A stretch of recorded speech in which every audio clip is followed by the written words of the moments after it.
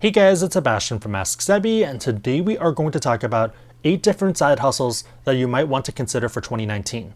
One of the big reasons I wanted to talk about this is because oftentimes people want to make more money, but I want to make sure that people are making educated decisions that put them in the best financial situation for the future. Before we dive into everything, if you are someone who likes these videos, let me know down below in the comments, that way I know to keep making them. And also, if you like the video, give it a thumbs up, subscribe to the channel. For this video, we will be looking at 8 different side hustles, as well as weighing the financial risk requirements and a few different factors. When we look at these factors, green is going to be good, yellow means okay, and red means bad. One final thing is that a lot of these are going to be arguable, so you might feel that something is better or worse, and that really just depends on you. So you might want to change the model for yourself if you feel like it doesn't make sense for your situation or how you value stuff like risk. Actually, on that note, if you want to play with this yourself, if you want to make your own copy of this, just to make it a bit more easy for you to analyze, I'm going to put it in the blog post down below. Go to the Google Sheets, make a copy of it, and follow along. The first one's going to be Uber, and I think the financial risk is pretty moderate. This is a pretty good example of how you could argue both sides of it. Either there's no risk, depending on if you get into an accident, if something happens, or maybe there's high risk if you deal with crazy people. Requirements are also relatively high because you have to be able to drive and either be able to rent a car or have to own a car. The really good thing about Uber, as well as these delivery services though, is that the income reliability is extremely high. You know that by putting X amount of hours in, you're getting Y dollars back. In terms of financial upside, I feel like it's pretty low just because you're capped off. In terms of skill growth, I would argue that's also pretty low. Unless there's someone training to be a NASCAR driver, you're not really gaining any tangible skills. There might be some weird fringe cases if you're a creative in LA and you meet the right person in an Uber ride, then maybe that opens doors for you, but I feel like it's not really representative of most Uber drivers. The last field we'll actually talk about with all of these together, so this is the value for your time. Another way to think of it is it worth your time? Moving to the second one, we have Airbnb as well as Turo. Airbnb, renting out a section of your house or the place that you're renting yourself, so kind of subsectioning it off. Turo is where you rent out your car. Financial risk, I feel like, is pretty moderate. You could also argue that it's high, especially if someone steals your car. Requirements is really high because you do need to have that property, you have to have that space, or you need to own the car. Income reliability is pretty high. Financial upside, I would argue, is pretty low as well. The main rationale being that you can't easily scale this out, so it's not like you're going to rent out or buy other properties just to Airbnb them. For the most part, the value you're getting is capped off based off that property or that car you own. This is not to say that you can't make good money. I know a lot of people who make tons of money from Airbnb, especially during conferences, but hopefully you get what I'm trying to say, that it's capped off. Skill growth, I would argue, is pretty low as well. I think you can make some arguments for increasing marketing ability or stuff like that, but yeah. Mechanical Turk is a pretty interesting one. It really depends on what you are on there for. If you don't know what I'm talking about, it's a marketplace for random tasks. So a pretty good example would be if you were trying to compose a video, make a video where you say hello in all the different languages in the world. Maybe you ask a bunch of different people of different language backgrounds to say hello. You might pay each person 10 cents or 25 cents to do that. Financial risk is low. There's not really much of risking. Requirements is also pretty low. Income reliability is pretty high. You're doing X task and you're getting Y dollars back for it. Financial upside is pretty low. Skill growth, I would argue, is pretty low as well. With reselling, I think you have a pretty high financial cost. Requirements are also pretty high. The reason for this is because you need money to buy the inventory, and also you need to know the space pretty well in order to make money. I think a lot of people jump into reselling thinking that, hey, I can resell anything, but if you don't know the space enough, it's not going to work out. Income reliability, I would say it's moderate. If you don't know the space, if you're new to it, then it's going to be low. If you know it very well, I would argue it's high, so it's kind of that in-between points. Financial upside, I would say it's pretty high, especially if you become an expert in that space, if you become known in that space. Skill growth, I would say it's moderate, the idea being that you're developing skills that you might not currently have.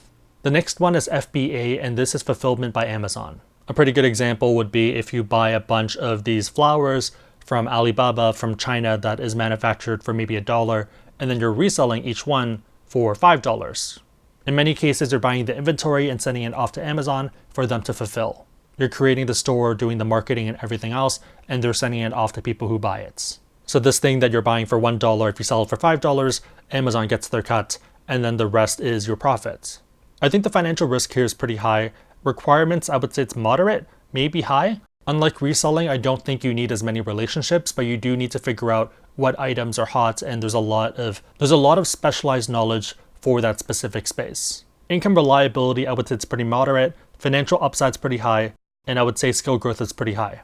Quick disclaimer for anyone considering this, because it sounds pretty good, is to make sure that you're controlling your risk. There's definitely been a ton of people who have lost $30,000, $40,000 buying inventory that they can't sell. If you're going to do this, I'd make sure you're making small bets, and then afterwards, if you realize that it's working out, then make the big bets, but don't just jump into it. The risk of financial ruin here is pretty high. The next one's going to be something like Upwork or doing freelance work. Financial risk is pretty low. Requirements, I would say it's moderate. You need to have the skills. Income reliability, I would say it's moderate as well. I think it's harder to guarantee finding a job or an engagement compared to the other ones, but still pretty solid. Financial upside, I would say it's moderate, and skill growth, I would say it's high. The rationale being that you're developing skills that you already have, so you're getting better at your trade. Maybe you're a designer and you're taking these jobs. You're not only getting paid, but you're getting paid to improve your skills. The last two are going to be pretty polarizing, so feel free to like the video just because I know there's bound to be a lot of people who are not happy about it. The second last one is going to be learning a new skill, whether that's learning coding or learning photography or something else that improves your financial situation. I would argue for most cases the financial risk is going to be relatively low just because there's a lot of free ways to do it. Well, stuff like photography, obviously there is a bit higher risk because you might have to buy equipment, but you can still start with your phone first. In terms of requirements, I would argue pretty low because you're learning a new skill. Income reliability is very low. So for a lot of people, this is why they don't consider doing anything like this. Most people aren't comfortable taking 2 steps back to take 3, 10, 11 steps forward. A lot of people would rather have 1 cookie right now rather than 2 cookies in 30 minutes. The reason I mention that is because I think the financial upside here is pretty high. Skill growth by definition is also pretty high given what we're talking about. Towards the end, we'll also talk about how we can meld a few of these together if you are someone who is trying to improve their situation, but you still want to make sure that you have a roof over your head. The last one is going to be YouTube. Yes, YouTube. Financial risk is relatively low. As long as you're not doing anything inappropriate that gets you fired from your normal job, I don't think it really affects you because you're pretty much just showing off stuff that you already do. So for example, if I work as a data scientist and I do data analysis at home, requirement is also pretty low. For the most part, all you need is a phone nowadays and you can get started. As long as you have a phone that has a good camera, maybe a tripod as well or a Joby stick, you're pretty much in the clear. Income reliability is extremely low. Financial upside though is extremely high, and I think skill growth is pretty high as well. Moving into the final column, we have the value for time. So for me, the question is whether it's worth your time. I think for stuff like Uber, the value of time is going to be very low. Again, make sure you're ramen profitable, make sure you have food on the table and stuff, and you aren't going to get evicted. But beyond that, I wouldn't really commit too much time into this because you could probably invest that time somewhere else. Even if you still want to do this though, I'd recommend still tagging on the YouTube bit because it's a low risk bet that might financially change your life in a big way. We'll talk more about that once we get through this final list. For Airbnb and Turo, I think the value over time is pretty good here just because once you get the initial stuff done, there's not really much work you need to do. I have a friend who has an Airbnb for one of their side rooms because they rent a 2-bedroom place and they probably spend 1 or 2 hours every week doing work for it. It's pretty much restocking food, which they order on their phone anyways, and then using a cleaning service, which they order on their phone anyways. Mechanical Turk, I think value for time is pretty low. For reselling and FBA, I think it's pretty similar, but I would feel that reselling is moderate and FBA is high. The rationale being that I think with FBA, there's a certain point where you can scale it out that you don't have to do too much work. With reselling, I think you still have to be feet on the ground, you have to know the space pretty well. It's not really as easy to automate. Obviously, it depends on where you're reselling. If you're mostly doing it online and buying stuff and you have scripts to buy shoes or something, then that's more high value for your time. With Upwork and freelance work, I think it's moderate value for your time. You're improving your skills, you're getting paid for it. It might not improve it by that much. So maybe you're going from 1 to 2 or 3 rather than 1 to 10, but still not a bad thing. For the last two, I think the value for your time is going to be extremely high. For learning a new skill, especially if you're someone who is trying to improve their financial situation substantially, it can open a lot of doors. If you go on Austin's Twitter feed, you're going to see a lot of people who've had their lives changed. Austin is the CEO of Lambda School. And again, I think it's a pretty good program. You're not committing anything up front. You're not putting any money in, and they're accepting people that they feel have the potential to be employed and to do well in the space. For YouTube, kind of the same idea, just because you could commit that 1 hour or 2 hours that you spend otherwise driving for Uber or doing something else, maybe just laying around watching Netflix, and that can open a lot of doors that can make you substantial amounts of money. The thing here, though, is that you want to focus on things that you care about yourself. I think if you're forcing yourself to do something you don't care about, then it's not going to work out because you're not going to have a good time and you're not doing that stuff anyways. The other thing too is that it doesn't even need to be on specific topics like credit cards. You could easily be talking about your experience driving for Uber. Maybe, hey, today is day number 300 driving for Uber. This has been my experience. Oh, I don't feel that good about X, Y, and Z. I had a really good customer though.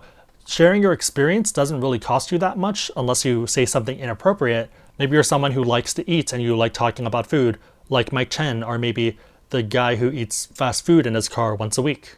These are things that you're already doing, so why not open up the potential of making substantial amounts of money from it? At an absolute worst case, maybe you try and you realize, hey, I don't like doing this, I'm not making enough money, I'm not having fun, I don't want to put myself out there like that. That's fine. You can delete the channel as long as you don't do anything inappropriate. It's not going to negatively affect your career or anything else like that. For people who are high income, I think you should focus on turning money into more money. So investing in stuff like that rather than this. If you did have to pick one of these though, I would probably pick YouTube. One trend that I've noticed recently is people who have high income, six figures, who make $200,000, $300,000, $400,000 a year, starting to do YouTube a bit more. Some of them are doing it to supplement their income. Some of them are replacing their job with YouTube, so they quit their job. And some of them are using it for growth for what they're trying to achieve. Maybe you're a venture capitalist, and by creating content, it's easier for you to invest in these other companies, or they're more willing to take you because they see you as a friend. The main takeaway from this video is to take small risks that have high potential for upside. Hopefully that was helpful, and my question for you guys is, how do you think about stuff like this? What side hustle do you have? Are you focused on the long term, short term? Let me in the community know down below. If you like the video, give it a thumbs up, it really helps us out. If you know anyone else who benefit from what we just talked about, feel free to share the video with them because it's probably going to help them out. But otherwise, I hope you guys liked it. See you guys next time.